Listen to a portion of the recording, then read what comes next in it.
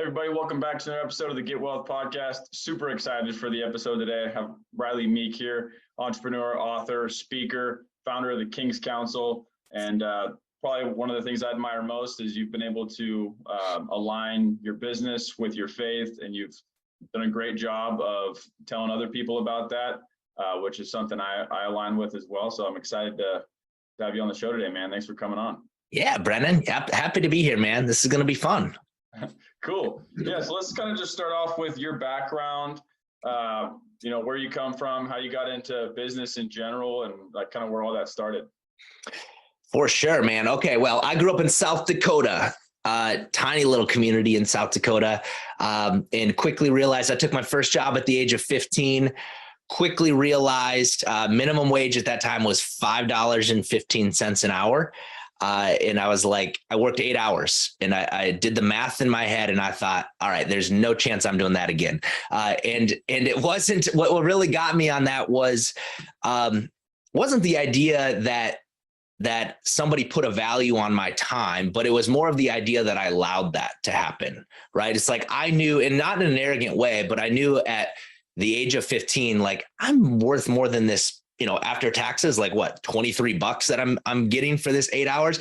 I just thought there's got to be a better way to make money at that time, right? I wasn't concerned about creating wealth, but I just thought there's got to be a better way to leverage my time to make more money than this. And that's really, man, what started my kind of entrepreneurial journey. From that age of 15, growing up in South Dakota, I didn't have a lot of options, so to say, to like reach out to from a mentorship standpoint. I had to get pretty intentional, and I found myself driving up to Minneapolis, which is where I live now. Once a month, I would drive up here, man. I would attend a success training seminar.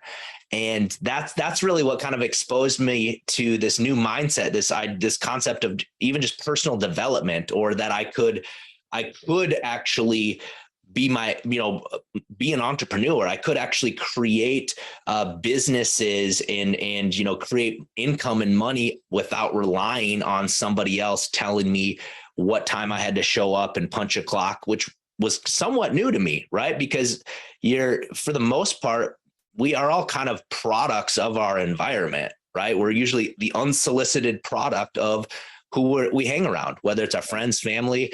And when I was just started to hang around different type of people, different mindseted people, it opened my mindset to like new ideas and concepts, and caused me to really just start to think creatively and outside the box on how I could create revenue for myself at a young age. And then ultimately to multiple different companies that we've built and scaled here over the last decade. So live in Minnesota now, man, but grew up in South Dakota. That's so cool. So was it that seminar where you latched on to like a mentor, or you started just thinking about business ideas? What was the next thing?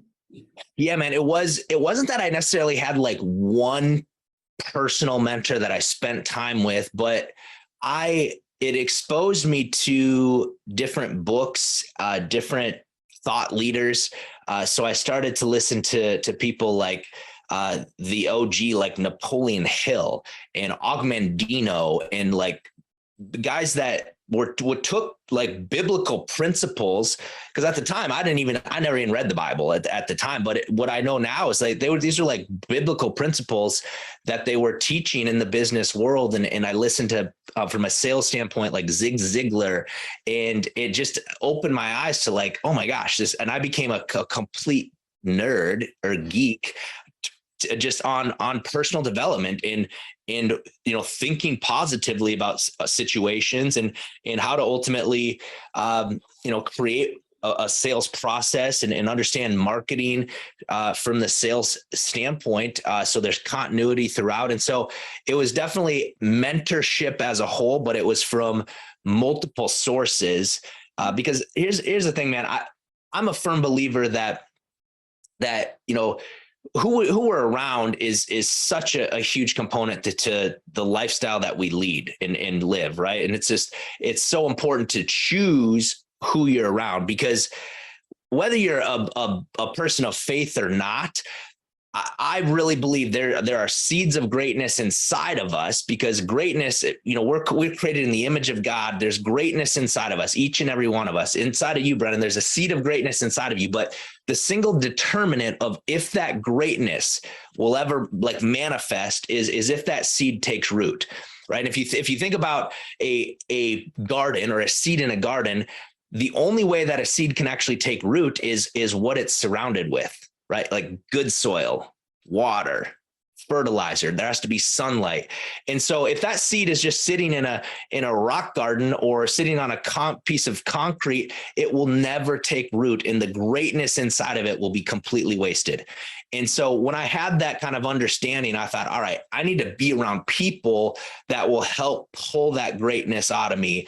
And it wasn't just one person, but it was multiple people, multiple, mentors at different times throughout my life. Some of them I had to pay money for. Some of them did it out of the goodness of their heart. And some of them was just doing it from CDs that I listened to back in the day. And now a lot of podcasts that I listen to as well. So yeah, definitely fully wholehearted owe a lot of what my thought process is to.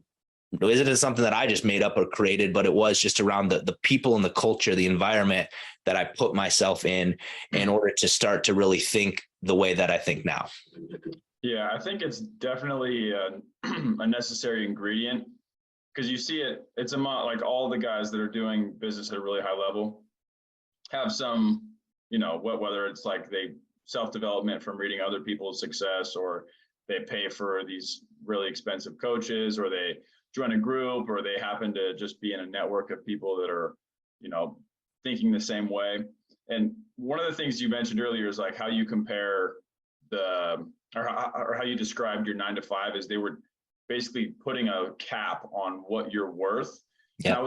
This is something I was kind of going back and forth in my head about, as far as like, is everyone supposed to be an entrepreneur? Because I think the general like thought is no. Most people are like, it's not for everyone. Some people should work a 9 to 5.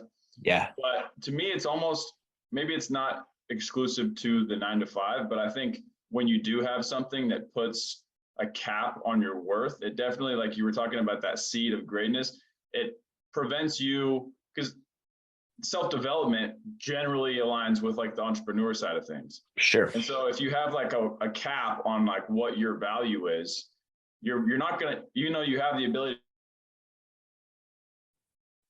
to go above that value, unless it's like aligned with your mission or your business.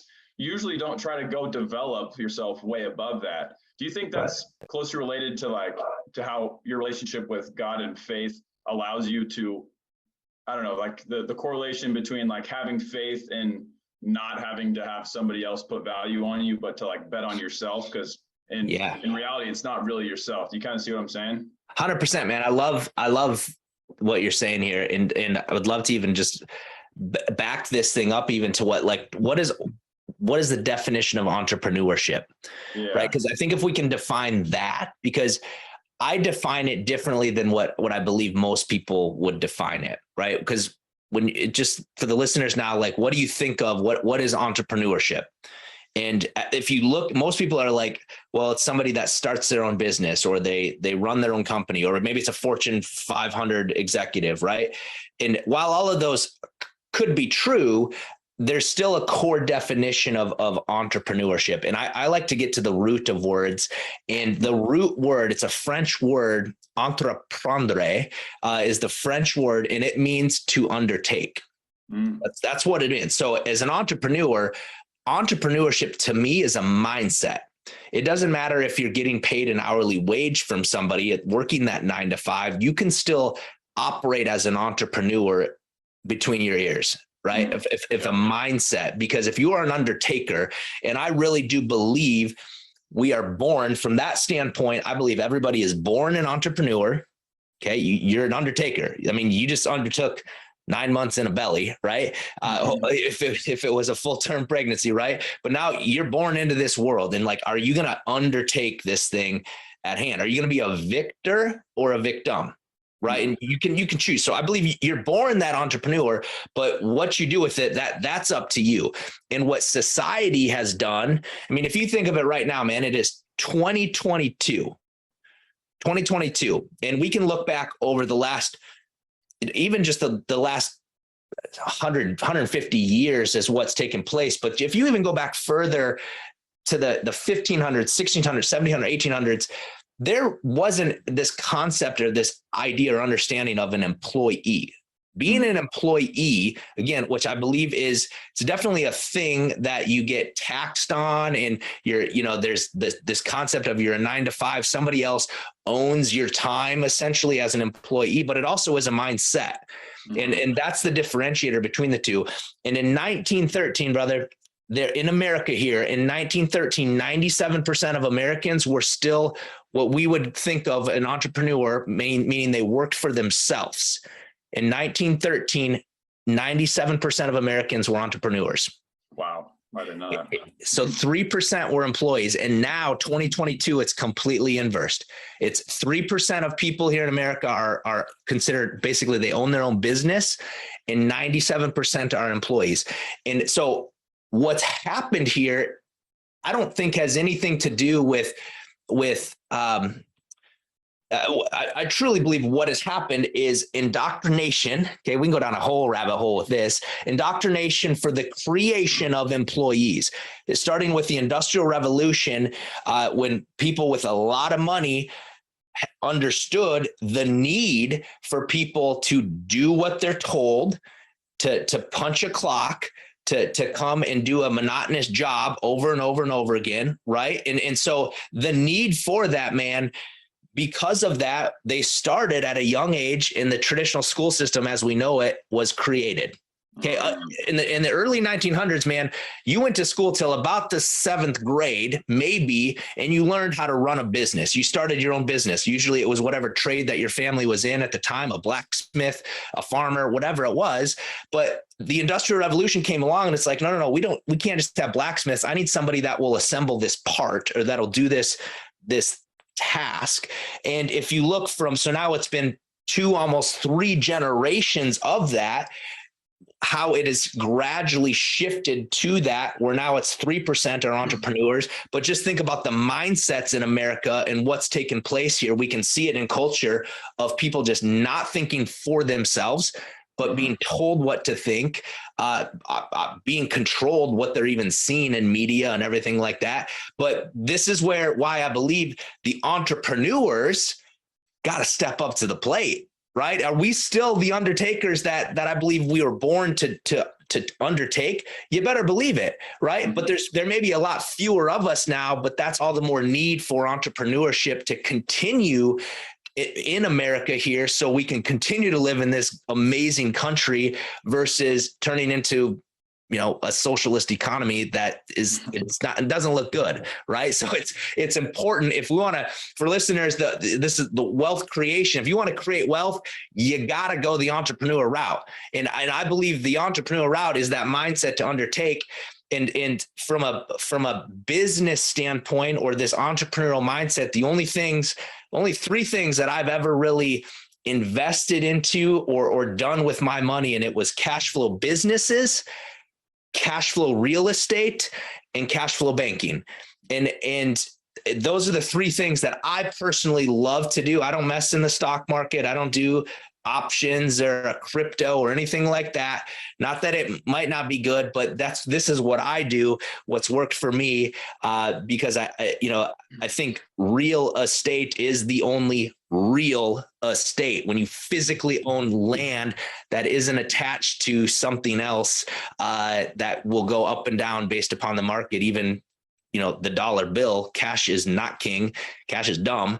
And for the most part, because it's continually losing money as we speak on this podcast right now. Right. So we could go a lot of different directions, but I hope that answered kind of your question just regarding to entrepreneurship on this. But it is a mindset, man. Like it is, if you have that mindset, whether if you work a 9-to-5 job, no problem, but you can still choose that mindset of how you're going to operate, how you're going to provide more value to the marketplace, so you can ultimately leverage your time to leverage your money, right? We're leveraging one or the other. You're either leveraging your money or you're leveraging your time. And usually as an employee, you're leveraging your time to make money. But once you have money, now can you leverage that money in order to earn back your time? Mm-hmm. Right. And if we can master that, then that's when you have freedom. Yeah, no, I totally agree. And I really like the way you went back and laid it out from, all the way back to 1913, because now it's so just plainly accepted that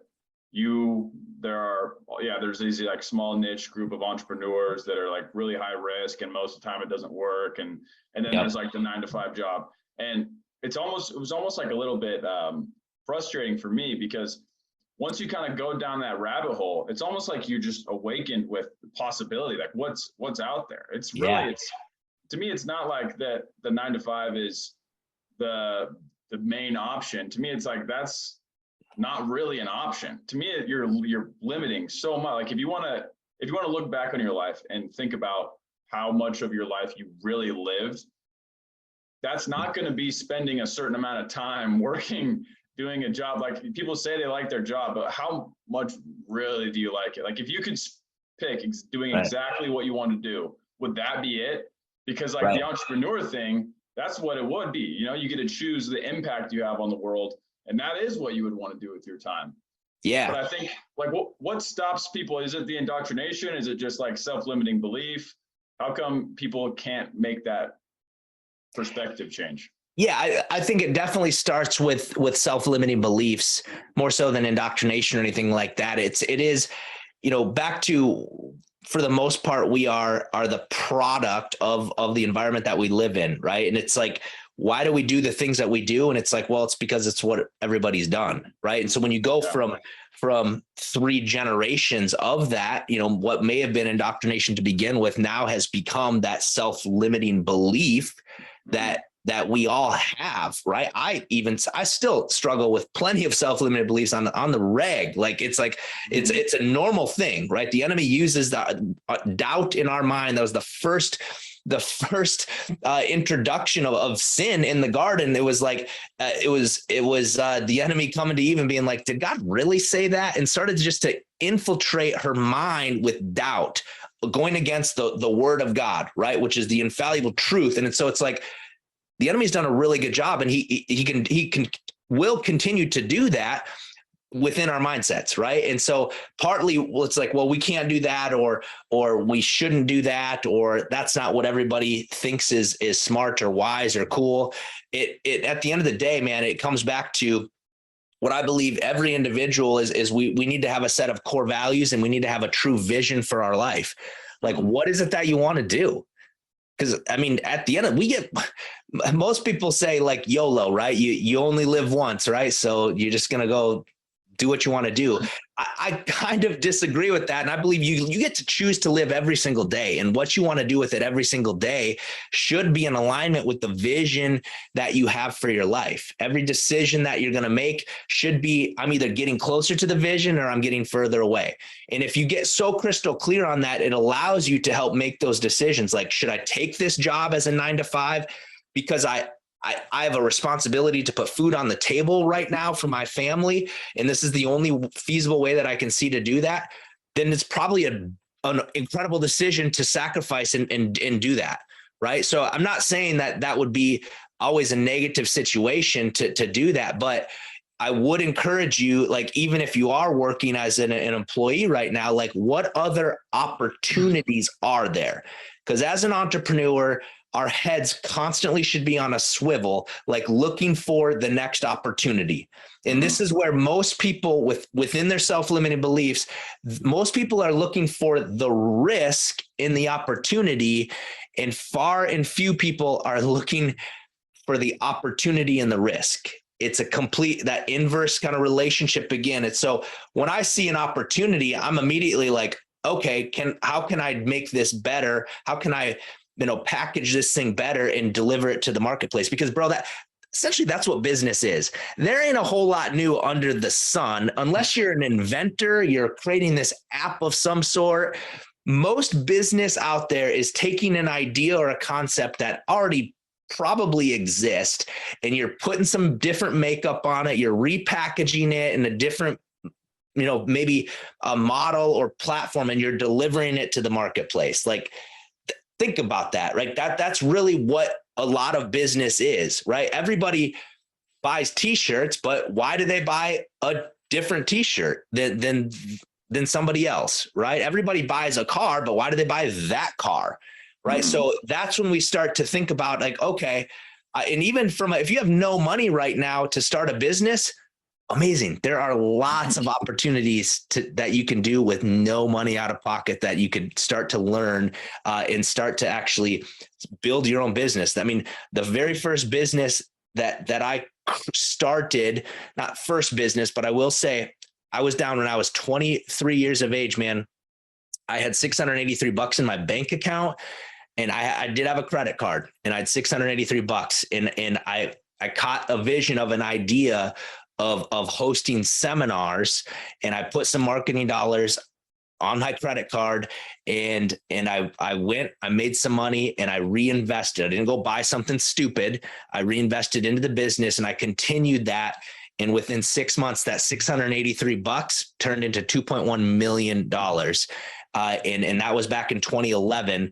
And that is what has afforded me to do most everything that we have right now was through this system that I just saw. It wasn't anything that anybody else, it was already created. It was already done. I just realized that I could probably do it better.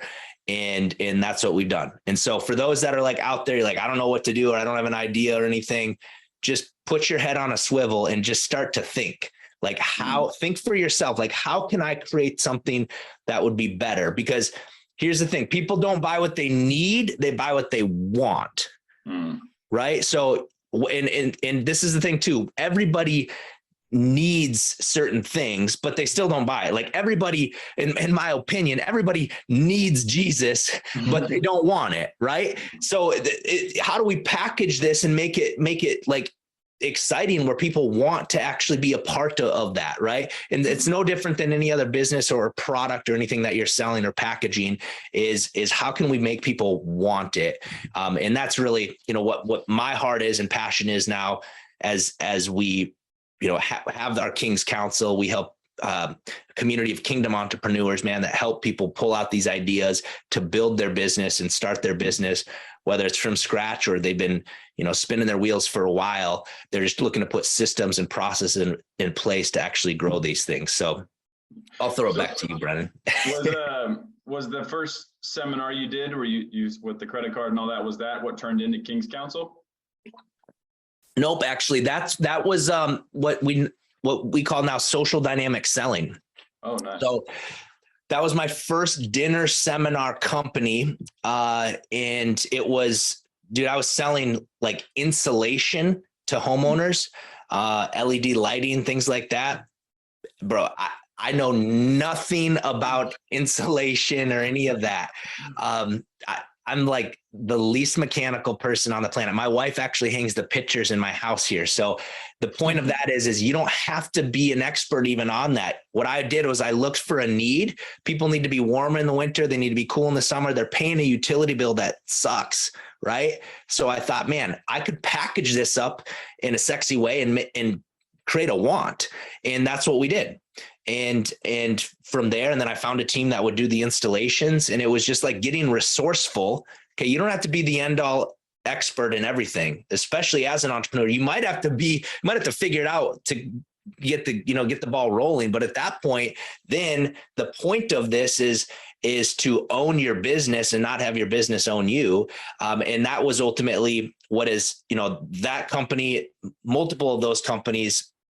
We've started 8 companies now in that kind of realm of doing seminars. Every single one of those has hit 7. A couple of them we hit 8 figures within the first year of each. And that's what's really generated the 9 figures in revenue we've done over the last decade.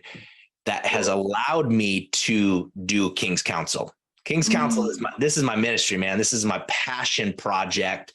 But I can do this because I have a system in place that's generating us money day in and day out. A lot of people will tell you to just follow your passion. You'll never work a day in your life. I may be the first one to tell you this. That is a flat out freaking bad idea and a lie. Okay. It is a lie. I know a lot of people that are passionate about dumb things that won't make money. I agree so much. Right. Yeah. So what you have to do is look for opportunities, follow opportunities, but always bring your passion with you. If you do that from that entrepreneur mindset, if you do that, you will put yourself in a position to do what you actually truly want to do. Because at the end of the day, when you think you're going to take your passion and you're going to make money doing it, eventually that passion becomes a have to in your life, and it fizzles out. It's not something now that I get to do. It's something that I have to do. And it no longer becomes a passion. Oftentimes becomes the dreadful thing that you have to do because it's how you make money, right? Versus finding an opportunity, systemize it, make this thing automated so I can actually not sit back, but I can step out of my business, know that money is coming in, whether I'm there or not. That allows me to build something or do something for really the God-given intended purpose of why I was created. I don't believe I was created and put on this earth to go make money selling things through seminars. No, but that affords me the ability to be able to do the things of why I believe I was put on this earth. Yeah, I agree so much. It's like the idea that you have to love what you do is based around this idea that if you like it, it won't be hard. But that just that just accepts this idea that it's not supposed to be hard. Like, right. Why is there any reason that it should be not difficult or stressful, or that you would need discipline or not want to get up? Like, those are just necessary parts of anything good. You know what I mean? Yeah. So true, man. Working out sucks, but I still do it. Right. I mean, unless you're sick in the head, you're not like, oh, I want to go run for 5 miles today or do cardio. Right. Like, it's like but you do it because you know it's good for you. You know, it's something that's going to benefit your overall health and mentality and things. And so it's no different, right? As if everything was easy.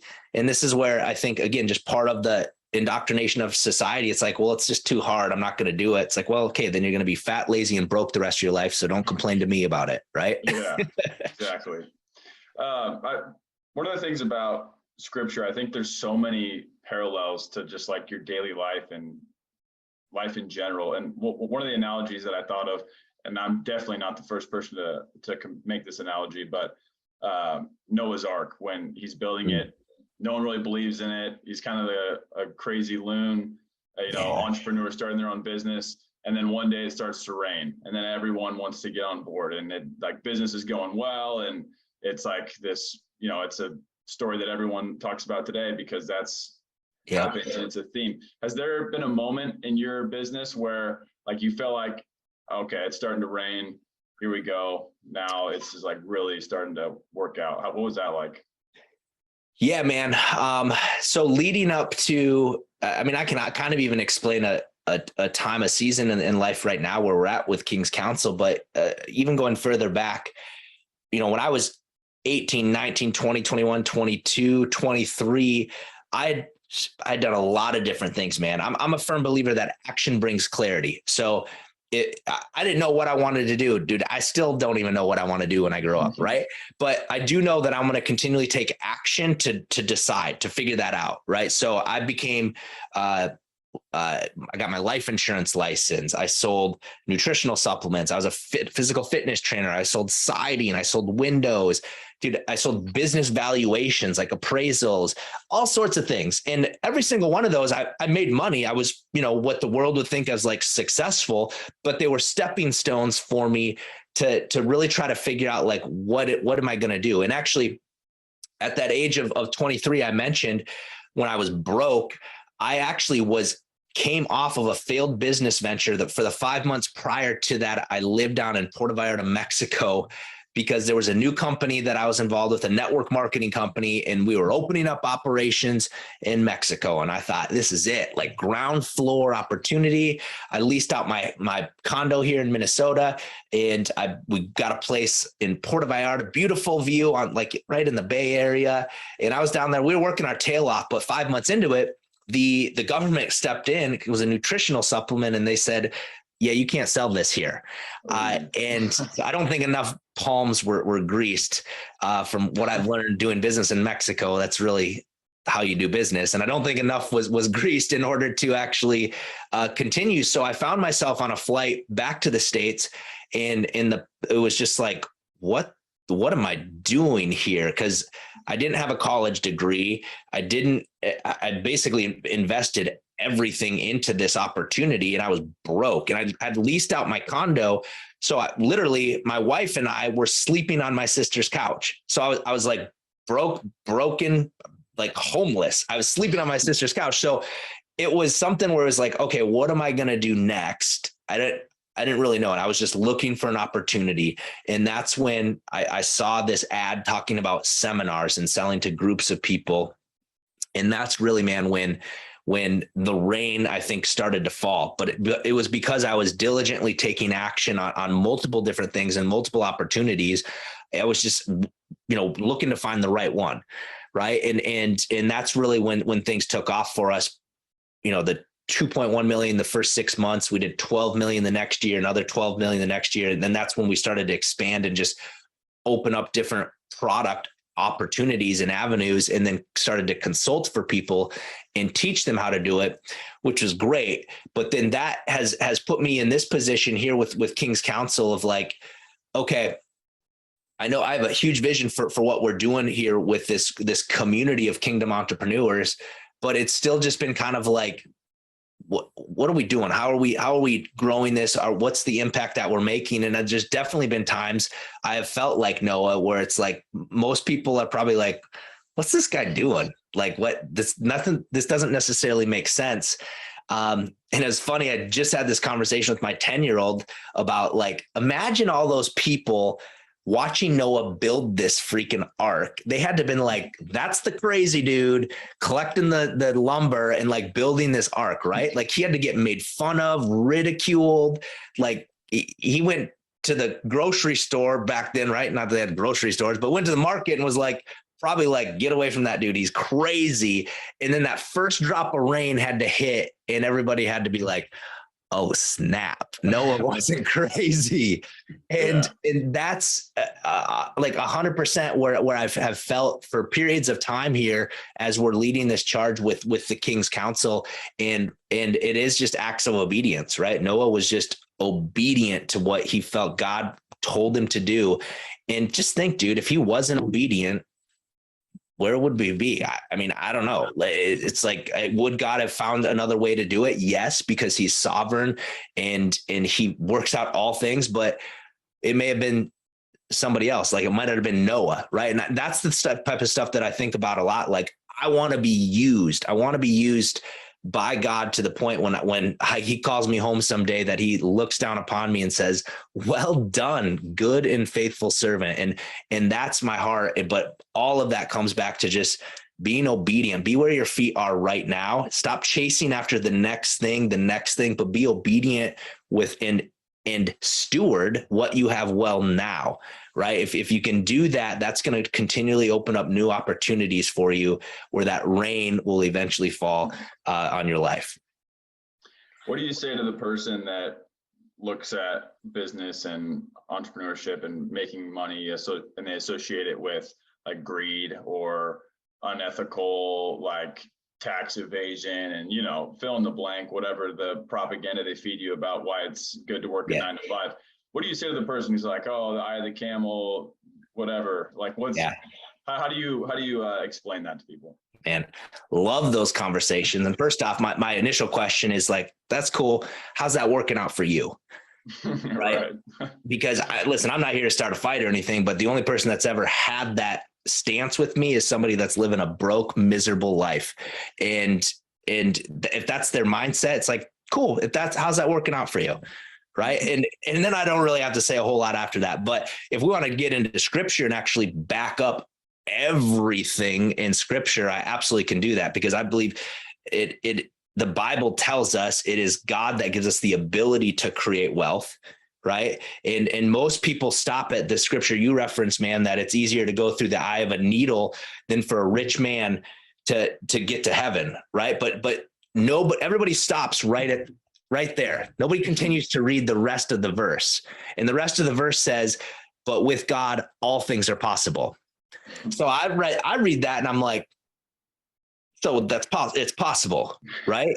Yeah. So, okay. So it's possible. So there's a need. There's absolutely a reason why there's over 2,400 references to money, wealth, possessions in the Bible. There's more references to that than faith and salvation combined, dude. So if God's got enough to talk about it or puts that type of precedence and importance on it, then that's why we talk about it so much within the King's Council, because it's important, right? But the Bible tells us that you cannot serve two masters.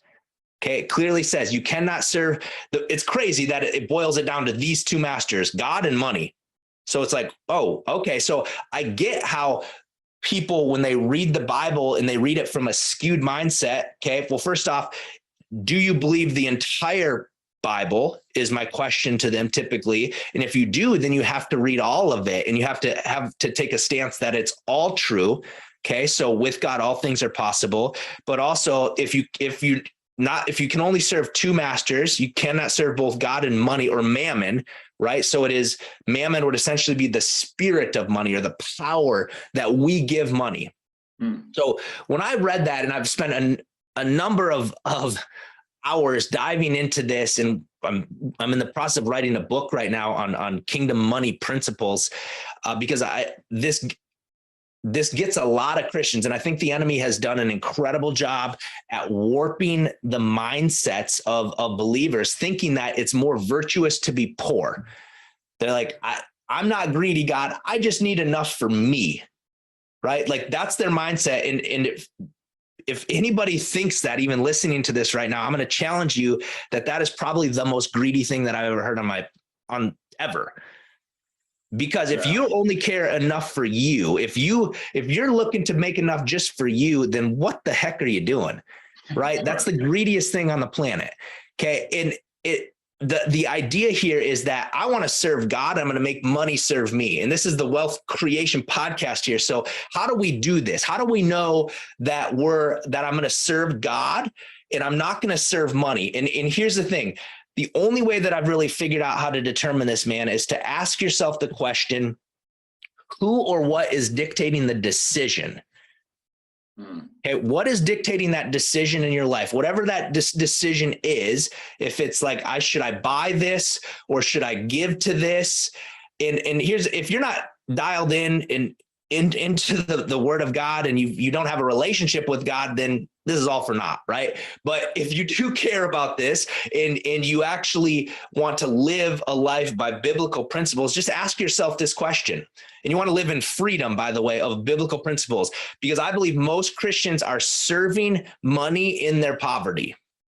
Yeah, I'm going to say that again. Most Christians are serving money in their poverty, right? Because think about the last time that you wanted to even give towards a charity, or you wanted to, like, you see, man, all the sex trafficking kiddos and things like that, and your heart just freaking aches and it breaks. And it's like, I want to give to that. It's like, well, why don't you? Oh, because you don't have enough money. Right. So like that enough should give you the hunger, the desire to go to work, start a business. Right. It's not greedy to actually, I want to go make money to buy a jet or a Ferrari or whatever. If you want to do that, by all means, go do it.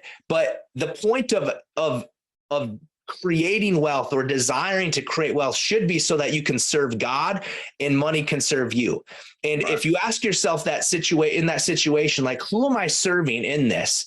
Even if this is like the Dave Ramsey believers in the Christian community that are like bringing everything down, like they're operating from lack, right? They're operating like, I can't get a cup of coffee today because I got to put it in my envelope to whatever, save. Like that is such a minuscule mindset. Now, shout out to Dave. Like his concepts are incredible for somebody that is trying to race to zero.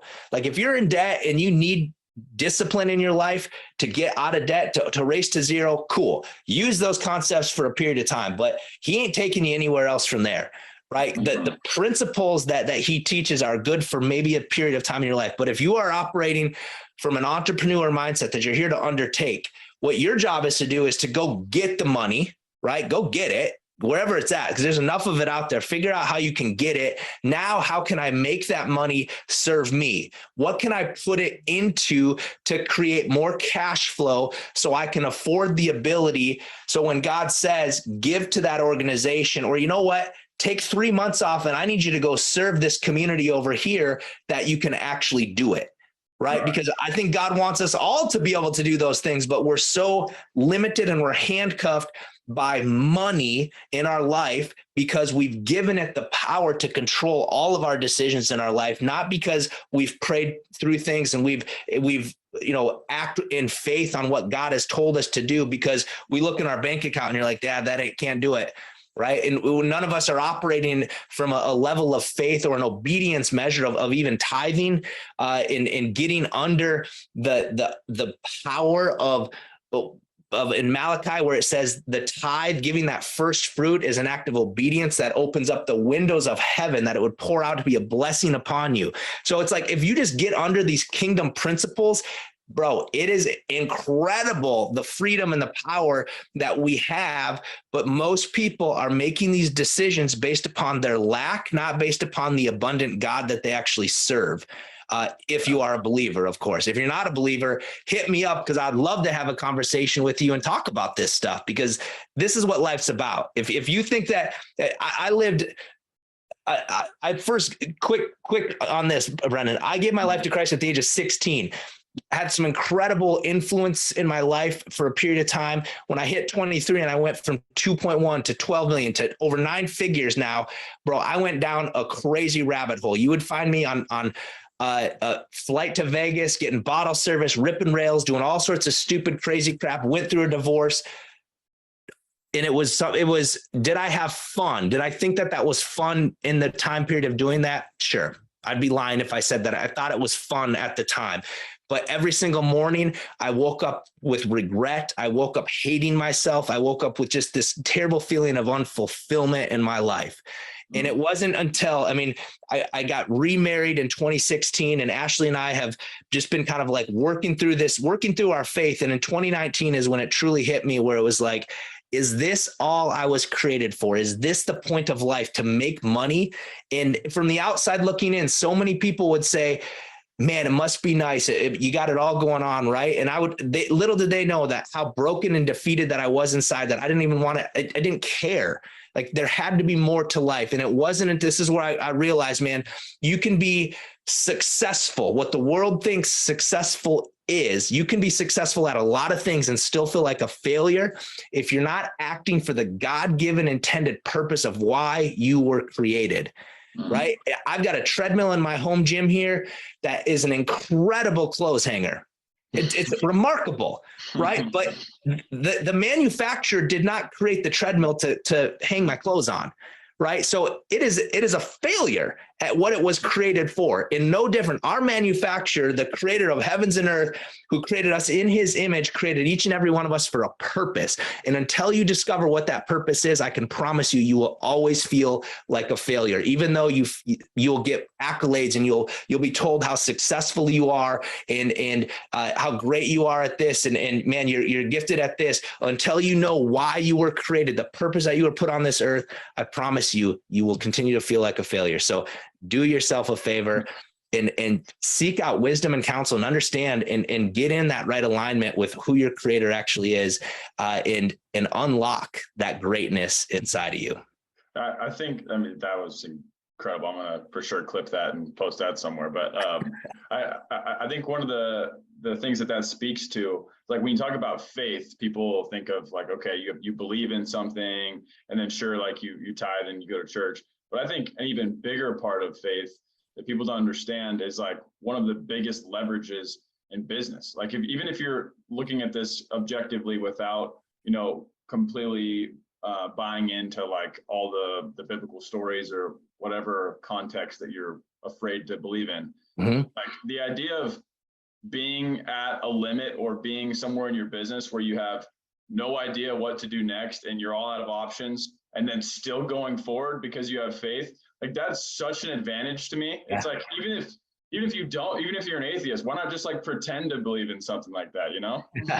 Bro, atheists have more faith than any other Christian on the face of this earth. I tell you, if you can actually take a look at outside creation and tell me that happened because of a big bang or something like that, I mean, the odds are it's greater the odds that a bomb went off in a freaking library and an encyclopedia popped out than the fact that the Big Bang Theory actually happened, right? So the atheist has more faith than any sort of person that reads the Word of God and can actually believe in a creator of the universe. But to your point, man, that's exactly right. Like there's entrepreneurship is fun because it's new every day. Like it's new. There's variety, and it's terrible because it's new every day and there's variety, right? Like, so, but that's the joy of it in the journey of it. Like in the point of it, you can do it alone, bro. Like I went it alone for a period of time. And if you want to go fast, go alone, right? But if you want to go far and if you want to actually make a difference and a legacy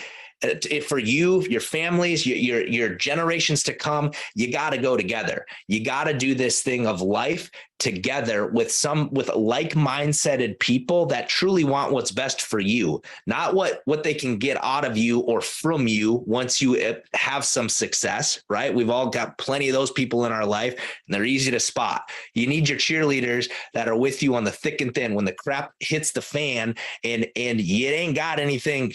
You got to eat, right? Because your friend's giving you something, right? Like that's your boy or your girl, right? Like that, those are the people that'll be with you from the thick and thin, and remember those people and continue to build a relation with those people, because that's how you will truly go far in this thing called life. Yeah, I agree.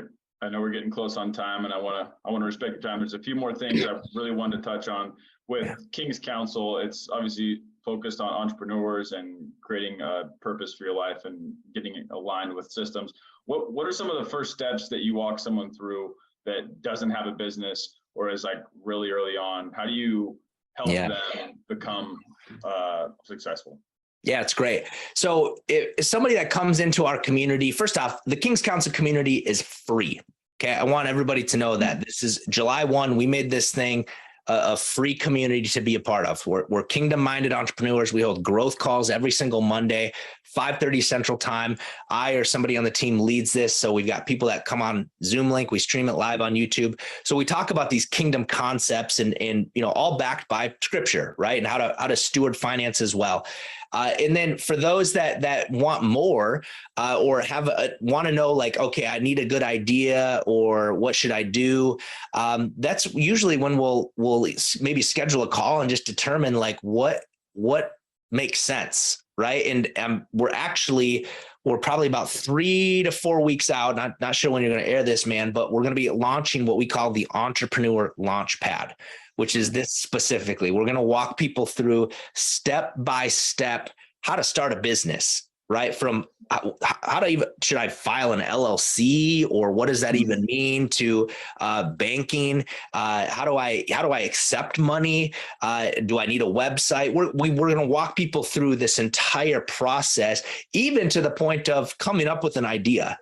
Right. Because some people that's what they usually struggle with. It's like, listen, I know I want to make money. I want to go from employed to deployed. I just don't know what to do. Help me with that. So we want to provide tools and strategies for people to actually go through to determine what makes sense. Right. And know that your starting business doesn't have to be your long-term business. All you need to do is figure out how to get somebody to give you money for a certain value that you have. Right. And revenue cures a lot of things. Okay. Like it cures a lot of things. And here's what you don't need. You don't need a loan. You don't need to have somebody invest into your company. What you need is your customers to fund your startup. Okay. I've never taken a loan to start any sort of business in ever. And I highly discourage it. Right. Unless you're, again, creating like an app or you're inventing something where it takes capital. It's a different animal. That's not my cup of tea. But if you're like, I want to create a product or a service, I want to deliver it to the marketplace, there are plenty of things that you can do with no money. Okay. And those are the tools that we want to provide for people. How do I even develop a skill set? Like there are so many things that that part of just being an entrepreneur is like, look, keep your eye on the marketplace, like the time and season that we're in right now, dude. When March of 2020 happened, if you remember, my main source of income was dinner seminars. So I would get groups of people together in a close proximity in a restaurant. Okay, can you imagine how my life was turned completely upside down March of 2020 when every restaurant in America was closed? Wow. Yeah. I had 111 events that week were canceled that week. I get the news on Monday. I get rumors of this like Friday, Saturday. I'm like, there's no chance that could happen. Like, there's no way. Get the news on Monday and I'm like, oh crap. Like over $300,000 in marketing that I'd already paid for. So there was like, we had to figure out what we were going to do. So we had to get creative. I could have chose to just sit back and be the victim in this situation and like, what are you going to do? Right. Or I could come up with solutions, and I want to be a solution minded person in all things. Right. So it was just coming up with solutions to keep my sales reps busy, to keep our clients busy, confident, leading through this crisis that we're going through is so important. But then also I was head on a swivel, like, what are the other opportunities out there that people are investing money into, and what are they willing to spend money on right now? And that's where, our coaching side of the business blew up. And we took a lot of our seminars to webinars, and we were able to grow and scale an entirely new segment of our business. One that I probably never would have had that happened. And that's just the point of being willing to be flexible, be firm about the vision that you have for your life, but be flexible about the plans on how you get there. And if you have that mindset and concept or just kind of understanding of how you're going to approach every single day, you can't lose. There's no such thing as failure. There's only feedback. And if you have that mentality, you will continually to progress in your life and continually get better and better and better. Yeah, I think there's a reason why all the big companies start, and when a market crashes or in the recession or even COVID. I know for me with COVID, that's what gave me the idea to start the podcast. And then I learned about real estate, and then I went to a real estate meeting, and then I met a mentor there. And then now it's all I do is it's not all I do. I'm a pilot as well, but real estate is kind of like the entrepreneur side of it. And that wouldn't have came unless there was some like major shift that kind of doesn't allow you to keep going in your normal path. Yes. Really cool. And even if there's that major shift, and it's like, okay, shift happens. Now what? Right? Like I got to figure this thing out. So what's next? What's another opportunity? Like you did, you went to a seminar. You're like, well, hey, maybe I should do real estate. Cool. You continue to take action. That's the most important thing. Action brings clarity, brother, but reaction reveals character, right? When that shift happens, that really reveals who you are. So props to you, man, for continuing to take that. And now you're doing this podcast, dude. You're like, you're in the real estate game. It's incredible. Love it, man. I appreciate it. I'm real early on. So I always like to talk to, that's a huge part of the podcast. I get to talk to people like you who are a lot further along and doing it at a high level. Every time I do one of these interviews, I just get pumped up because like what's possible is so much more than you can think in your own mind. You kind of need a little bit of perspective from other people, I think. Most definitely, man. Love it. Listen, man, I think we're getting pretty close to an hour here. So I really appreciate you coming on the show. How can people find you? What's your social media? Kind of plug everything you got. Sure, man. So I've got the King's Council podcast. So obviously, if you're listening to this, you listen to podcast, I assume. So the King's Council podcast, I rip it. A lot of solo episodes. Occasionally, we get a guest on. We're talking about kingdom entrepreneurship principles, right? And so that's what we always talk about, and current events, different things like that we weave in there as well. So I will just say, if anybody wants to be a part of the community that we've got, like I said, it's free. We do Monday growth calls where they're interactive, fun stuff every Monday, 5:30 Central. If you want to know more about that, just go to kingscouncilcommunity.org, O-R-G, kingscouncilcommunity.org. And that will give you all the information. Otherwise, we're on all the social media platforms, Instagram, things like that as well. You can follow us on there. Awesome. Thanks so much, man. Appreciate you coming on the show. Thanks, Brendan. We'll see you, Bye, brother. everybody. Get wealthy.